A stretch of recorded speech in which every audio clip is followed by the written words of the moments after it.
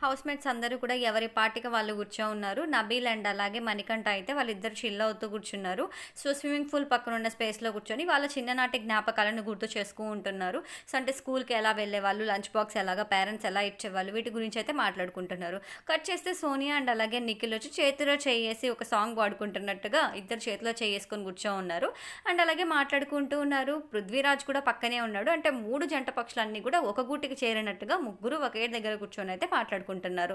So, ఈ మాటల్లో నిఖిల్ చేతిలో చెయ్యేసి సోనియా కూర్చొని మాట్లాడుతూ ఉందా? కట్ చేస్తే పక్కన పృథ్వీ ఉన్నాడు కదా! పృథ్వీ చేతిలో కూడా చెయ్యేసి మాట్లాడుతుంది. అంటే తను ఫీల్ అవ్వకూడదు, తిను ఫీల్ అవ్వకూడదు కాబట్టి ఇద్దరికీ న్యాయం చేస్తుంది.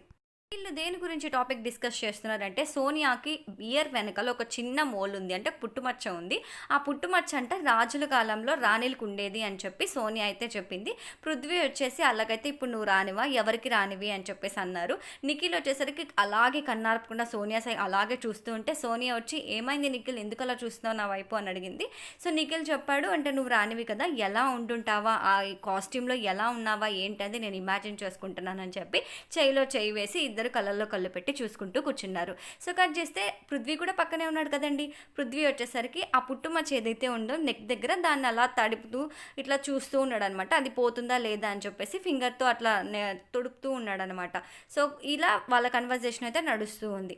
అండ్ అలాగే నబీల్ అండ్ అలాగే సోహెల్ కూడా వాళ్ళ పాటికి వాళ్ళు డీప్ డిస్కషన్‌లోకి అయితే వెళ్ళిపోయాడు. మణికంఠ చాలా బాగా అందరితో మింగిల్ అవుతున్నాడు కాబట్టి ఇప్పుడు ఆట కూడా చాలా చక్కగా ఆడుతున్నాడు.